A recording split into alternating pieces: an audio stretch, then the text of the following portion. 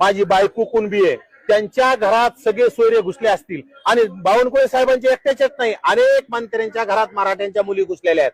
म्हणजे ओबीसीच्या मंत्र्यांचे गोंडस मुलं दिसले, ओबीसीच्या मंत्र्याचे सुंदर मुलं दिसले आणि पैसा दिसला की मराठ्यांच्या मुली ओबीसीच्या घरात घुसल्या.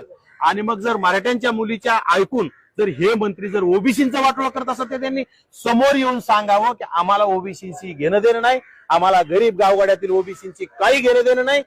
स्वतःला ओबीसी नेता समजणारा हा नवनाथ वाघमारे मराठा समाजाच्या मुलींबद्दल काय विधान करतो? अरे कुठून आली याला माज मस्ती आणि माजुरडेपणा? टमराळ तोंडाचे, लाज कशी वाटली नाही? माता जिजाऊ, माता रमाई, माता सावित्री, माता अहिल्या यांच्यामध्ये भेद करताय. अरे त्या लेकीला तरी तुमच्या सुपारीतून बाजूला ठेवा. सुपारी बहादरांनो, बुडात तर तुमच्या दम नाही एकामेकासमोर येऊन लढायचा. लाज कशी वाटली नाही महाराष्ट्राच्या लेकीचा अपमान करताना? डॉक्टर बाबासाहेब आंबेडकरांनी आंतरजातीय विवाहाला स्थान दिलं. आंतरजातीय विवाह केला तर जाती अंताचा लढा त्या ठिकाणी निर्माण होतो.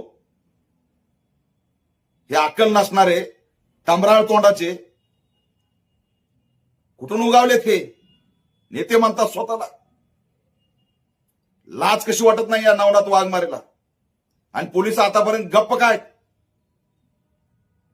महाराष्ट्राच्या मुलींबद्दल, लेकींबद्दल अपमान केला जातो आणि नवनाथ वाघमारेवरती गुन्हा दाखल होत नाही.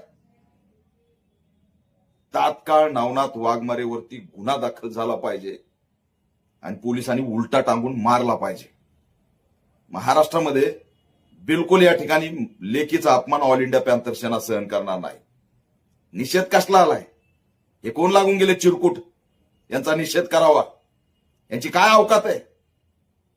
उचला, नडग्या फोडा, यांची धिंड काढा. पुन्हा महाराष्ट्रात कोणी लेकीबद्दल असं विधान करणार नाही.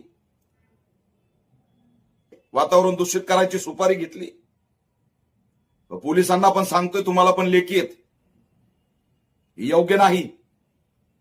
जाती अंताचा लढा हा आंतरजातीय विवाहातूनच संपणार आहे.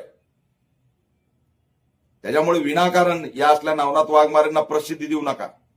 प्रसिद्धीसाठी काही बराळतो, लेकीला तरी सोड ना सुपारीतून.